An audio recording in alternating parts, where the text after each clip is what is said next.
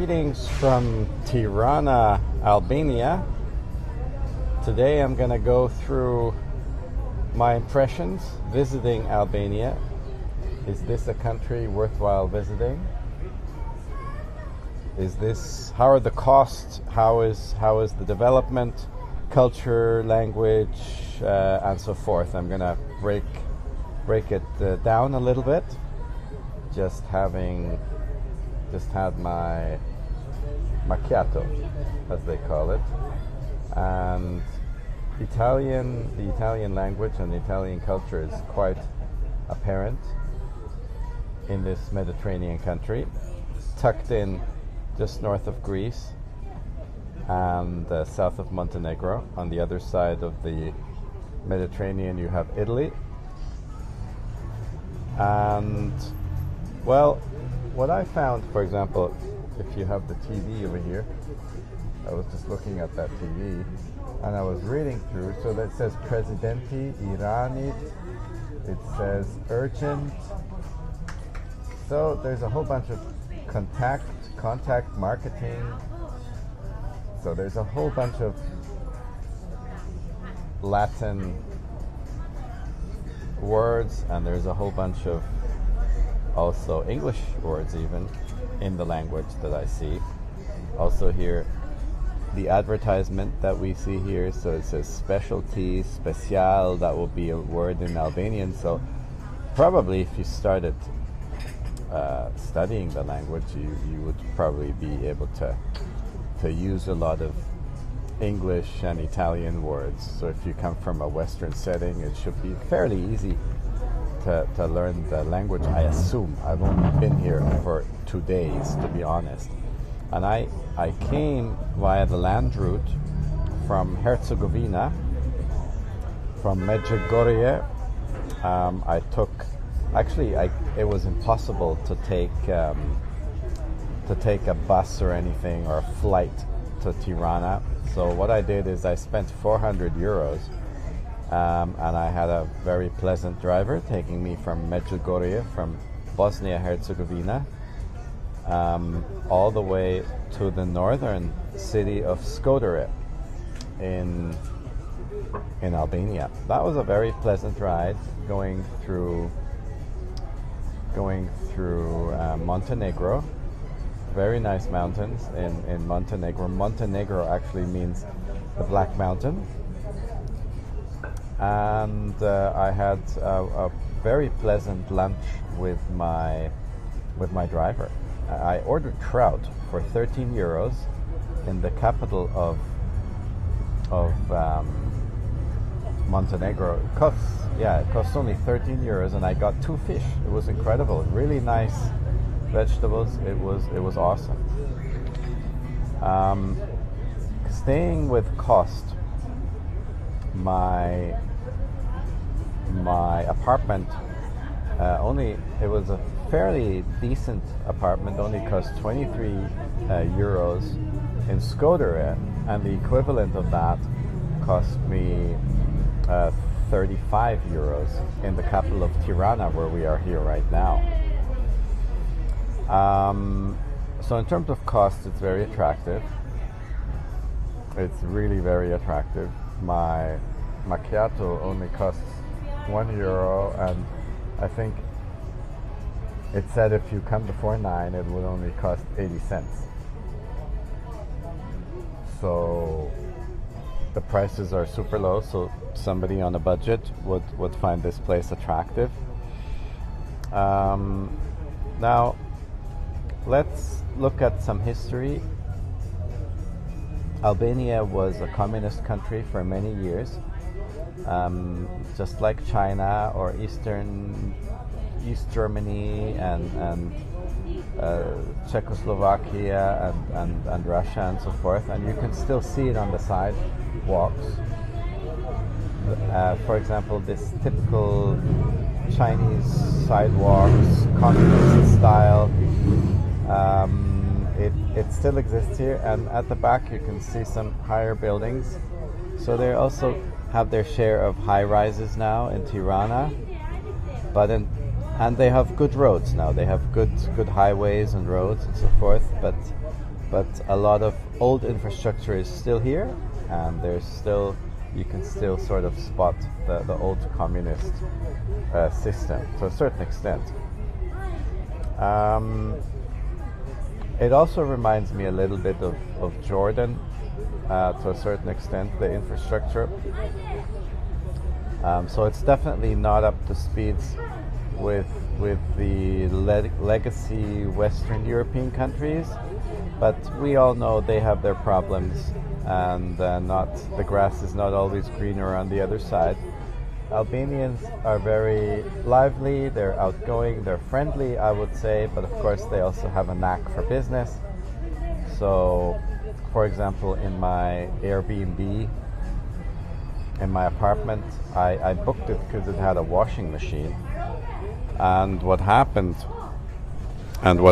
was that the guy didn't care. It didn't work. The washing machine didn't work, and he didn't care. And then in a friendly manner, confronted him. Yeah, maybe you want to change it. And then he just simply goes, well, it's only really for the marketing. Nobody really uses it, but I was trying to use it. So this was not really very accommodating.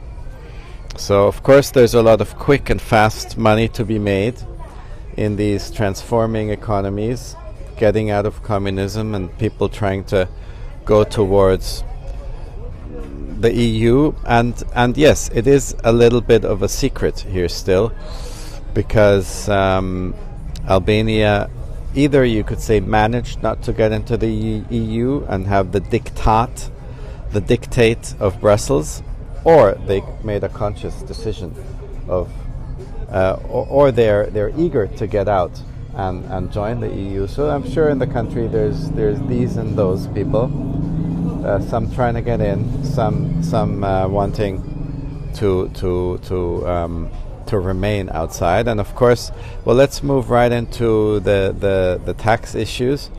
So Albania, according to ChatGTP, is a territorial tax system, which means money earned outside of Albania is not taxed if you stay less than 183 days in the country. Of course, this is always theoretical, and I'm not a tax advisor, but these are some key facts for people wanting to move here or stay here for a period of time.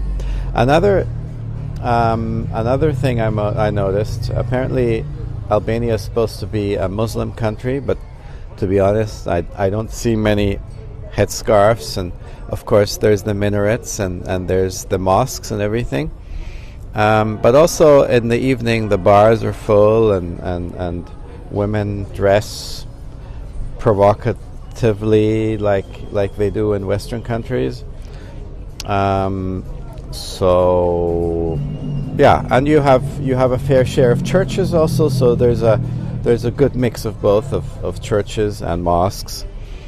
And yes, Albania definitely is a little bit like a forgotten enclave of Europe outside of the EU. And I have seen that quite a few Americans came here.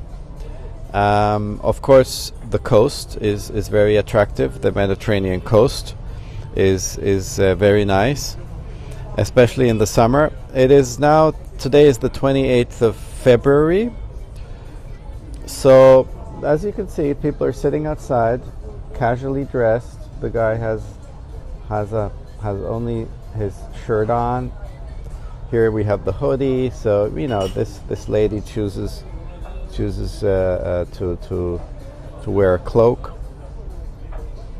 So yeah, the temperature is okay. And another anecdote. Why is Albania called Albania?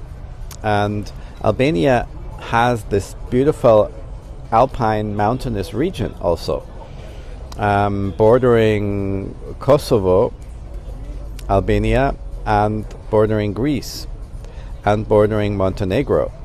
So yes, apparently I read I read that ALB, Albania with a B, and Alpine, Alps, ALP, there's supposed to be a connection. Yes, there's supposed to be a connection. So Albania is actually the Alpine country, I was reading from this one source. So I think that is quite interesting. So we have these ALB, ALP, we have this in different European languages. For example, in German you have Schwäbische Alb, the Swabian Alpine landscape, but Schwäbische Alb, Swabian ALB, Alp is spelled with a B, so we have the same writing prefix in Swabian southern German, as we also do in